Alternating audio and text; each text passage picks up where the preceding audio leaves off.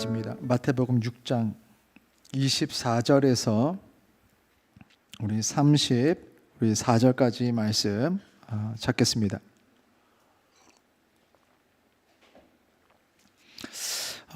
말씀이 조금 길지만 한 절만 읽을 수도 있어요. 맞아요. 그러나 오늘 이 말씀을 다 읽어야 돼서 제가 굳이 좀 이렇게 다 가지고 왔습니다. 말씀 읽기 전에 좀 한 말씀을 좀 드리면, 보통은 말씀뿐만이 아니라 모든 대화가 그렇습니다.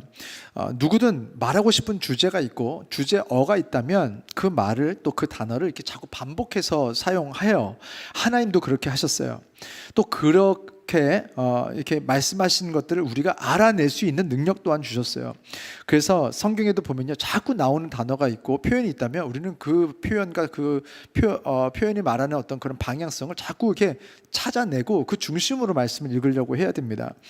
마태복음 6장은요, 우리가 너무너무 많이 들어왔고 잘 아는 말씀일 가능성이 커요. 그런데 신기하게도 이 말씀의 주제를 혼동하시거나 잘못 아시는 분들이 많아요. 그래서 제가 힌트를 먼저 드리는데, 하고 싶은 말씀이 어디에 나오는지 반복되는 단어나 그 표현을 이게 좀 찾아서 좀 이렇게 집중하시면서 읽으시면 좋을 것 같습니다. 6장 24절부터 34절 좀 길지만 우리 다 같이 한 목소리로 우리 읽겠습니다. 한 사람이 두 주인을 섬기지 못할 것이니 혹 이를 미워하고 저를 사랑하거나 혹 이를 중히 여기고 저를 경히 여김이라. 너희가 하나님과 재물을 겸하여 섬기지 못하느니라. 그러므로 내가 너희에게 이르노니 목숨을 위하여 무엇을 먹을까, 무엇을 마실까, 몸을 위하여 무엇을 입을까 염려하지 말라. 목숨이 음식보다 중하지 아니하며 몸이 의복보다 중하지 아니하냐. 공중의 새를 보라. 심지도 않고 거두지도 않고 창고에 모아들이지도 아니하되 너희 하늘 아버지께서 기르시나니 너희는 이것들보다 귀하지 아니하냐. 너희 중에 누가 염려함으로 그 키를 한 자라도 더할 수 있겠느냐. 또 너희가 어찌 의복을 위하여 염려하느냐. 들의 백합화가 어떻게 자라는가 생각하여 보라. 수고도 아니하고 길쌈도 아니하느니라. 그러나 내가 너희에게 말하노니 솔로몬의 모든 영광으로도 입은 것이 이 꽃 하나만 갖지 못하였느니라. 오늘 있다가 내일 아궁이에 던져지는 들풀도 하나님이 이렇게 입히시거든. 하물며 너희일까 보냐. 믿음이 작은 자들아. 그러므로 염려하여 이르기를 무엇을 먹을까, 무엇을 마실까, 무엇을 입을까 하지 말라. 이는 다 이방인들이 구하는 것이라. 너희 하늘 아버지께서 이 모든 것이 너희에게 있어야 할 줄을 아시느니라. 그런즉 너희는 먼저 그의 나라와 그의 의를 구하라. 그리하면 이 모든 것을 너희에게 더하시리라. 그러므로 내일 일을 위하여 염려하지 말라. 내일 일은 내일이 염려할 것이요 한날의 괴로움은 그날로 족하니라. 아멘. 제가 미리 힌트를 드려서 아마 다 파악을 하셨을 겁니다. 지금 염려라는 단어가 5번이나 나왔고 염려하지 말라는 표현으로만 5번이 나왔어요. 그러면 이 말씀의 주제는 염려 그 자체이거나 최소한 그 염려와 아주 밀접한 연관이 있는 주제인 거예요. 그 주제는 무엇인지 제가 그냥 미리 그냥 다 지금 먼저 다 열고 시작하겠습니다. 3가지가 나옵니다. 첫 번째는 뭐냐면, 염려하면서 사는 사람은 하나님을 섬긴다고 말은 하지만 실상은 재물을 섬기는 사람이다라는 것을 말하고 있어요. 자, 두 번째는 기도할 때도 염려하며 기도하는 것은 믿음이 작은 증거이다. 그리고 세 번째는, 그래서 믿음이 커지기를 원하는가? 그렇다면 하나님의 것을 먼저 하라. 그 기도할 때. 그리하면 믿음을 더하시겠다는 것입니다. 자, 제가 앞으로 금요 찬양 예배 때마다 지금 이 3가지 주제를 한 가지씩 이제 풀 거예요. 그래서 오늘은 첫 번째 주제, 염려하며 사는 사람은 하나님을 섬긴다고 말은 하지만 실상은 재물을 섬기는 사람이다라는 이 주제 가지고 오늘 말씀을 좀 전하려고 합니다. 오늘 말씀의 제목은 이것입니다. 겸하여 섬겨지지 않습니다. 이것입니다. 굉장히 중요한 것입니다. 이 겸하여 섬겨지지 않는다는 사실을 받아들여야 돼요. 많은 사람들이 나는 겸하여 섬기고는 있어 라고 말하기 때문에 그렇습니다. 겸하여 섬기고는 있어. 이것을 변명처럼 말하죠, 예수 믿는 사람들이. 그런데 하나님은 말씀하세요. 겸하여서 섬겨지지가 않는다. 자, 마태복음 6장 24절, 25절 방금 읽었는데요. 24절 뭐 띄어는 주세요. 거기 24절, 25절 보면 이렇게 나와요. 한 사람이 두 주인을 섬기지 못할 것이니, 하나님께서 우리 구조를 이렇게 만드신 거예요. 창조를 하시면서 사람은요 두 주인을 섬기지 못하도록 만들었대요. 반드시 주인은 한 명이다. 너희는 이 둘 다 주인입니다라고 말하고 싶을지 모르나? 아니야, 너희는 너희 자신을 잘 모르는 것 같은데 나는 그렇게 창조한 적이 없어. 너희는 이것이 주인이거나 이것이 주인이거나 둘 중에 하나입니다. 우리에게 주인은 하나인데, 그 케이스가 무엇이냐면은 하나님과 재물을 겸하여 섬기지 못한다. 너는 하나님도 섬긴다, 재물을 섬긴다라고 하지만 절대 그것이 안 된다는 거예요. 그래서 24절 말씀대로 우리는 두 가지 케이스로 살고 있을 거래요. 그게 뭐냐? 첫 번째, 24절 띄워주시면, 혹 이를 미워하고 저를 사랑하거나, 아니면 두 번째, 혹 이를 중하게 여기고 저를 경하게 여긴다. 이게 더 중요하게 여기고 이거는 좀 가볍게 여긴다, 이 말이에요. 이것이 우리 인간이 할 수 있는 유일한 옵션이라는 거예요. 두 가지 중에 하나를 선택할 수 있는 거예요. 그런데 이 대상이 무엇이냐? 하나님과 재물이래요. 우리는 하나님을 주인이라고 말하고는 있어요. 하지만 실상은 우리가 정말 하나님을 주인으로 섬기는 사람도 있고, 그렇지 않고 재물을 주인 삼는 사람들이 있다는 거예요. 그런데 본인은 잘 몰라요. 나는 하나님을 주인으로 여기는 것 같아요. 그래서 하나님께서 우리에게 산성인지 알칼리인지 알아볼 수 있는 리트머스 종이 같은 이런 도구를 하나 주셨어요. 요거를 봐봐. 자, 요거를 이렇게 흔들어봐. 빨간색이면 뭐 산성이고 알칼리고. 자, 이런 것처럼 흔들 수 있는 리트머스 종이가 뭐냐면 바로 염려라는 시험지입니다. 염려하여 하면서 사는 사람은 하나님을 섬긴다고 말은 하지만 실상은 재물을 섬긴다라고 말해주는 것이 염려라는 시험 테스트지입니다. 자, 근데 잘 들으셔야 돼요. 자, 이 어투를 잘 들으셔야 돼요. 분위기를. 자, 하나님께서 우리를 비난하려고 하는 말이 아니에요. 막 혼내려고 하는 말도 아니에요. 지금 마태복음 5장부터 지금 여기까지 쭉 이어지는 거예요. 5장, 6장. 이게 지금 뭐냐면 산상수훈이란 말이에요. 우리가 지금 굉장히 유명한 겁니다. 그래서 팔복이 나오죠. 복 있는 사람은 어떠고 복 있는 사람은 어쩌니. 지금 누구냐면, 지금 산에서 말씀을 전하시는데, 산에서 말씀을 전하시는데 무슨 말이냐면, 사람들이 많이 모여있는 예루살렘 그 시내에서 말씀 전하신 것이 아니라 산으로 올라갔는데도 따라온 사람들에게 말씀을 전했다면 누구냐면 예수님을 따르고 싶어하는 사람들에게 복음이 전해지고 있는 거예요. 예수님을 최소한 좋아하는 사람들, 예수님의 말씀을 듣고 싶어하는 사람들, 예수님의 말씀대로 살고 싶어하는 사람들만 모인 곳, 어쩌면 교회 같은 곳입니다. 최소한 이 자리는 하나님 뭐 싫어하고 비난하고 이런 사람들은 없는 거예요. 예수님이 그런 곳에 가셔서도 복음을 전하셨어요. 우리 이제 오늘도 열심히 오늘 커피로 막 이렇게 이제 전도하려고 이제 막 오늘 오셔서 만드셨는데, 이제 나가면요 우리를 싫어하는 사람들이 막 나타날 겁니다. 욕하는 사람들도 있을 수 있고요. 그래서 우리가 굉장히 당황스럽거나, 그래서 제가 이제 나가기 전에 조금 교육을 해야 되는데, 정말 생각지도 못한 경험들을 하거나 수치를 경험할 수도 있고, 그래서 우리를 미리 마음의 준비를 하지 않고 가면요, 그 거절을 당하는 것들에 대한 이게 상처가 딱 돼버리면 전도 못해요. 예수님께서 당하신 어떤 그런 거절을 어떻게 보면 경험하러 가는 것이 어떻게 보면 전도입니다. 진짜 복음이 전해지는 것보다 90%는 거절을 경험하는 것. 예수님께서 누구든지 나를 따라오려거든 자기 십자가를 지고 자기를 부인하고 따라올 것이라고 했거든요. deny, 자기를 부정하는 것입니다. 나의 자존심을 부정하고, 나의 자존감을 부정하고, 나의 사회적 위치를 부정하고, 내가 생각한 내가 마땅히 받았어야 했던 대접들을 부정하고, 엉뚱한 대접을 받고, 예수님처럼 하나님의 아들이고 하나님이신데 저렇게 부정당하는, 네가 무슨 하나님의 아들이야, 네가 무슨 선한 사람이야. 우리는요 그 모든 것을 부정당하기 위해서 어떻게 보면 사실은요 거리로 나갈 거예요.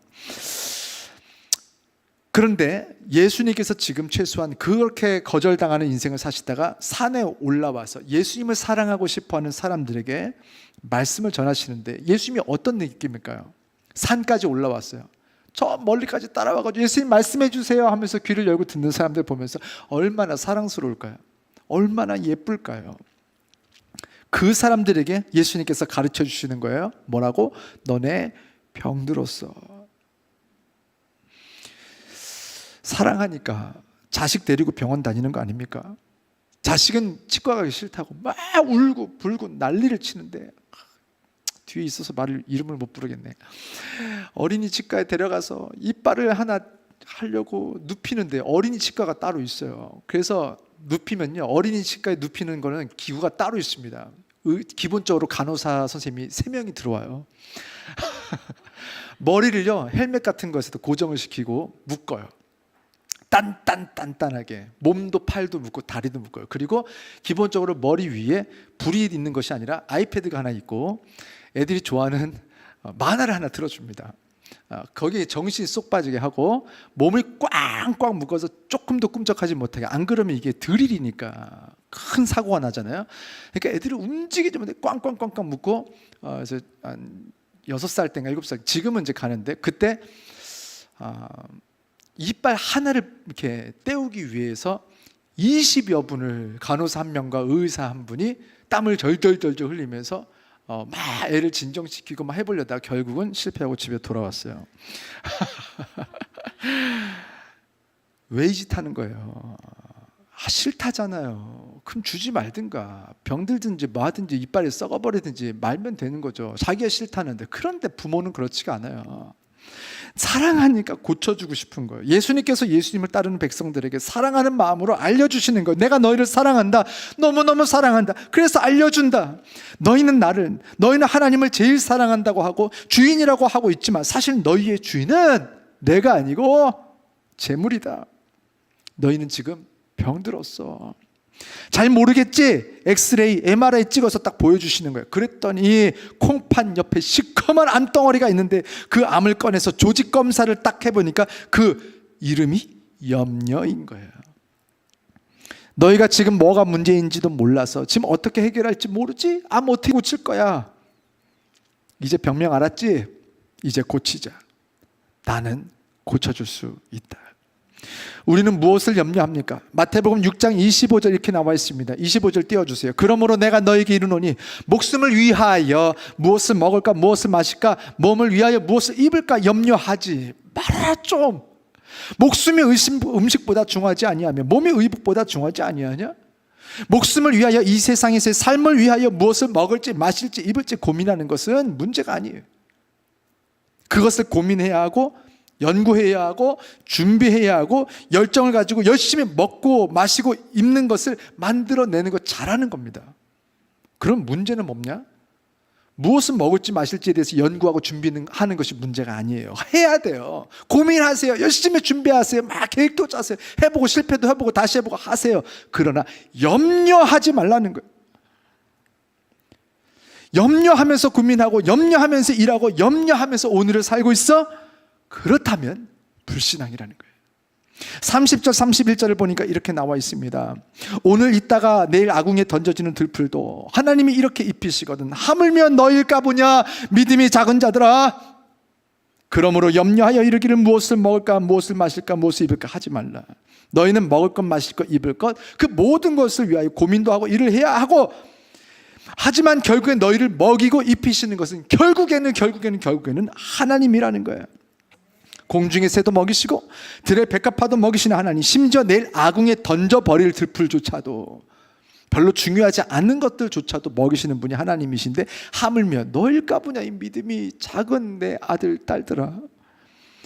무엇을 먹을지 마실지 입을지 연구하고 고민하고 일어나. 그러나 염려함을 하지 말고 믿음으로 연구하고 즐거움으로 고민하고 행복하게 일하라는 거예요.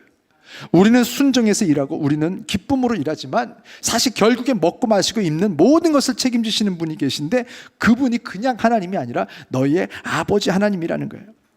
내 아이가 20살이 되면 혼자 살다가 능력이 없으면 굶어 죽을까 봐 공부시키는 게 아니잖아요. 우리 공부시킬 때 이 아이가 결국 20살이 돼도 못하고 25살이 돼도 못하고 30살이 돼도 못하잖아요. 100%입니다. 부모가 데리고 살아요. 못하는 만큼, 부족한 만큼, 필요한 만큼 부모는 계속해서 죽는 날까지 이 아이의 필요를 채우죠.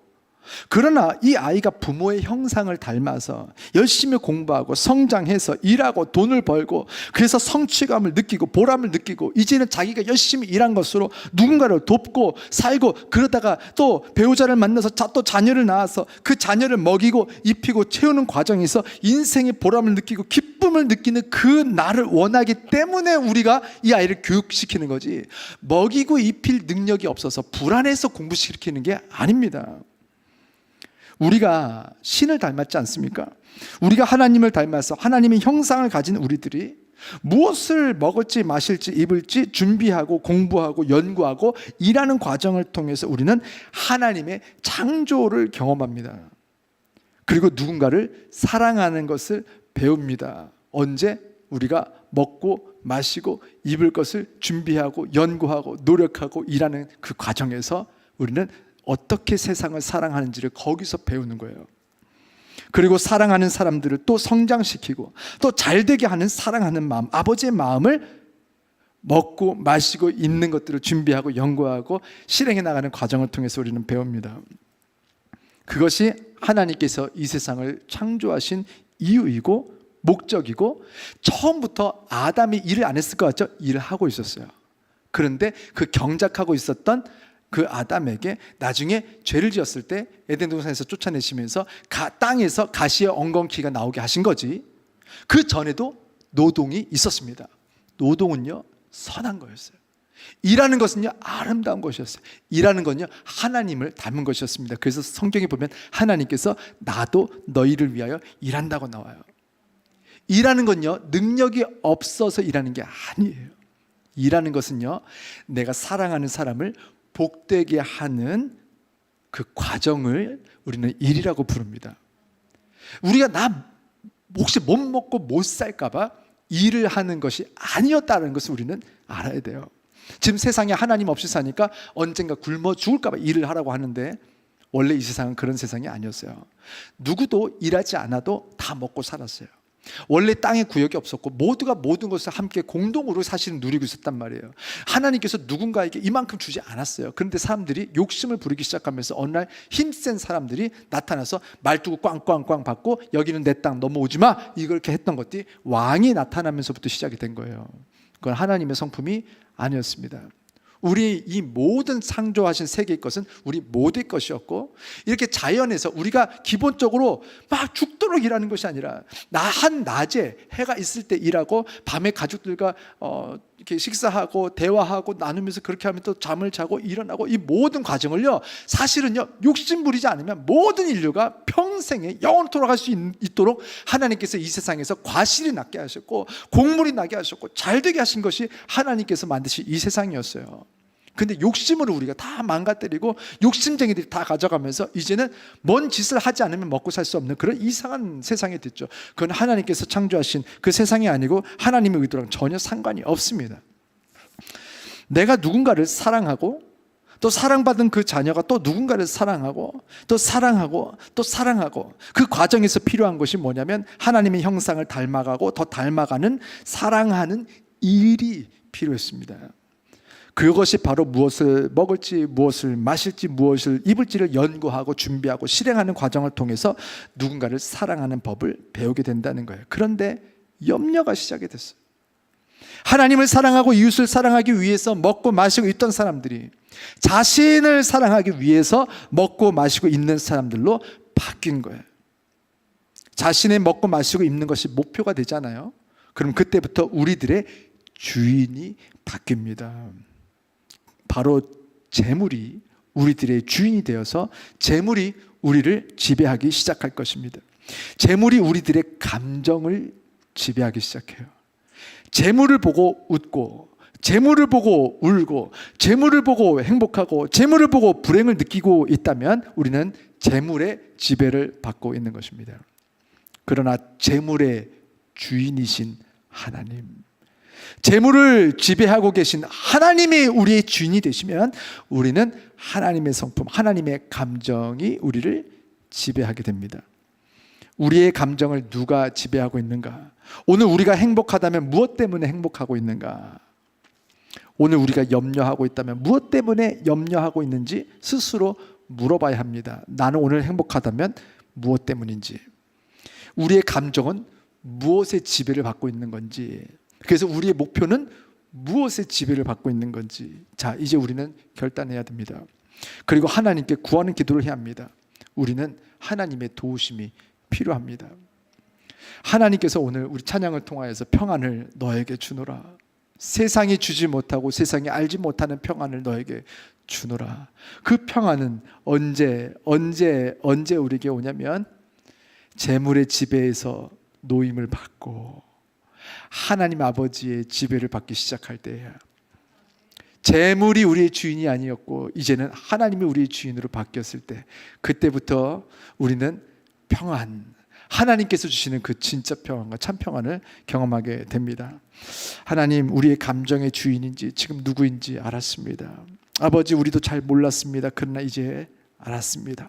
그래서 우리가 느끼는 감정의 1%도 재물의 지배를 받지 않게 하시고 하나님의 감정, 하나님의 마음, 하나님의 성품, 하나님의 꿈, 하나님의 목표가 우리의 목표가 되게 하시고 우리의 꿈이 되게 하셔서, 하나님이 웃으실 때 나도 웃게 하시고 하나님이 우실 때 나도 울게 하셔서, 아버지 손에 나의 손을 포개고 아버지의 발에 나의 발을 포개고 아버지가 보시는 곳을 나도 보고 아버지께서 기뻐하실 때 나도 기뻐하며 우리가 살아갈 수 있는 아버지를 닮은, 아버지의 감정의 지배를 받는 주의 자녀들이 되게 하여 주시옵소서. 이 시간 우리 한 1, 2분 정도 소리 내면서 이 시간 기도할 때, 하나님, 오늘 이 말씀이 말씀으로 끝나지 않게 하시고 우리들의 삶으로 변화되게 하여 주시옵소서.